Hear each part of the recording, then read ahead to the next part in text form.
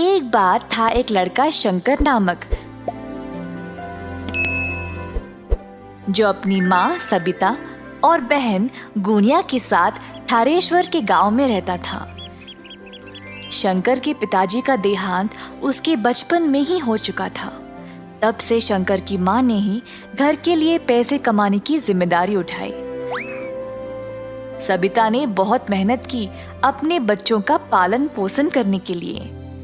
पैसों की कमी की वजह से शंकर ने स्कूल छोड़ दिया और अपनी माँ के साथ काम करने लग गया, पर उन्होंने गुनिया की पढ़ाई को नहीं रोका। सबिता इमारतें बनाने वाले साइटों पर मजदूरी का काम करती थी। शंकर भी जो अपनी माँ के साथ काम पे जाने लगा, उसने देखा कि ये माहौल कुछ अलग और अनोखा था। कैसे ईंटों को जमा करके सीमेंट भर के दीवारें चढ़ाई गई जा रही थी, कैसे रेत और सीमेंट को मिलाया जा रहा था, फिर पूरे दीवार पर सीमेंट लगाया जा रहा था, फिर सूखे सीमेंट को जमाने के लिए पानी डाला जा रहा था और अंत में रंग लगाया जा रहा था। ये सब शंकर को बहुत पसंद आया। घर जाने के बाद, माँ, मुझे इमारतें खड़ा करने का तरीका बहुत पसंद आया। सच में बेटा? फिर क्यों ना तुम रोज मेरे साथ आ जाओ, सिर्फ काम के लिए नहीं, सब कुछ सीखने के लिए भी, और ताकि तुम एक दिन एक बड़े बिल्डर बन जाओ, है ना? हाँ माँ, मैं वादा करता हूँ। उस दिन से शंकर हर एक काम को गौर से देखने लगा। उसने जल्दी सब कुछ सीख लिया। शंकर को इस काम में बहुत दिलचस्पी हो गई और इसी कारण वह अपना सारा काम जल्दी जल्दी खत्म कर देता था। बाकी के सारे मजदूर शंकर की कला को देखकर हैरान रह गए। सब लोग उसकी बहुत तारीफ करते थे और उसकी माँ को भी अपने बेटे पर बहुत गर्व महसूस होता था। इसी तरह शंकर ने 4 साल तक मन लगाकर काम किया। इसी दौरान शंकर की माँ की तबीयत अचानक से खराब हो गई और वह काम पे जाना बंद कर दी। अब शंकर अकेला था, जिसको बीमार माँ को भी संभालना था और अपनी बहन की पढ़ाई को भी। सेटों पर कमाई उनके लिए काफी नहीं थी, तो शंकर ने सोचा कि वह खुद का कंस्ट्रक्शन का कारोबार शुरू करेगा।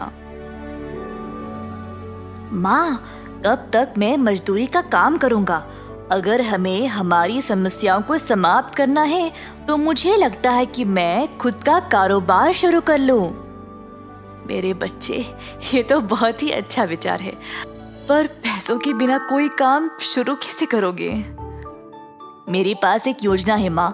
मैं चंपकलाल सेठ के घर पर काम कर रहा था। उन्होंने मेरा काम देखकर बोला कि वो मुझे जब भी जरूरत हो तब वो मेरी मदद करेंगे। अब उनके घर का काम अधूरा रह गया है। मैं उनसे पैसे लेकर उनका काम खत्म कर दूंगा। तुम बहुत बुद्धिमान और कलाकार हो बेटा। जाओ और सेठ साहब से बात कर लो, देखते हैं क्या होगा। शंकर चंपकलाल के पास जाकर अपनी योजना के बारे में उनको बोलता है। अरे बेटा, इतनी कम उम्र में तुम्हें बहुत कुछ सहना पड़ रहा है। मैं तुम्हारी मदद जरूर करूंगा, पर ऐसे काम करने के लिए तुम्हें कम से कम 10 बंदों की जरूरत है। तुम कहाँ से ले आओगे? सर जी, मैं कुछ लोगों को जानता हूँ, एकदम सही काम करते हैं और ईमानदारी से, वो भी कम पैसों में। आजकल ऐसे लोग कहाँ पे मिलेंगे शंकर? मैं और मेरी दोस्त बहुत सालों से मजदूरी का काम कर रहे हैं साहब। हम दिन भर काम करके भी ये लालची बिल्डर लोग हमें ठीक से पैसे नहीं देते थे। ऐसा बहुत सारे लोग ठोकर खा रहे हैं सर जी। अगर मैं उनसे बात करूंगा तो हम जरूर एक साथ हाथ जोड़कर काम कर सकते हैं। ये सब तो ठीक है बेटा, पर किसके घर पे काम शुरू करोगे? सर जी, आपका काम भी तो कब से रुका पड़ा है। मैं आपके घर पर काम शुरू करूंगा। मैं आपके घर का काम देखते ही देखते खत्म कर दूंगा, देख लेना।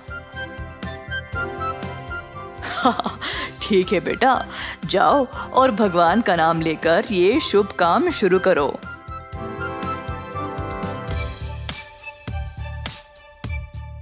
शंकर अपने मजदूर दोस्तों के पास गया और उनको इस काम के बारे में बताया। सारे दोस्त इस विचार से खुश थे और तुरंत शंकर ने उनको काम के लिए पैसे भी दे दिए। अगले दिन से सबको काम पे लगना था। अगले दिन शंकर के दोस्त आए अपना अपना सामान लेकर।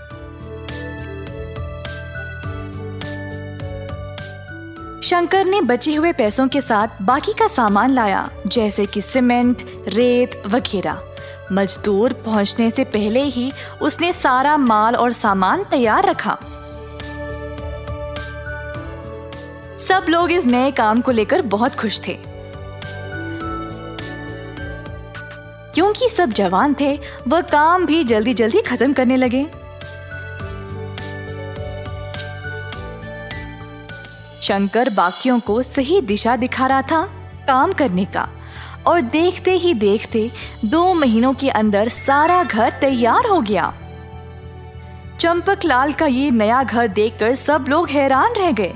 शंकर के पहले मालिक भी ये काम देखकर आश्चर्यचकित रह गए कि उसने इतना अच्छा मकान बनाया। चंपकलाल सेठ का घर देखकर अब बाकी के लोग भी अपने अपने मकान बनवाने के लिए शंकर को बुलाने लगे। शंकर बेटा, तुमने इतने कम समय में मेरा इतना अच्छा मकान बना दिया। वाकई में लाजवाब काम किया तुमने।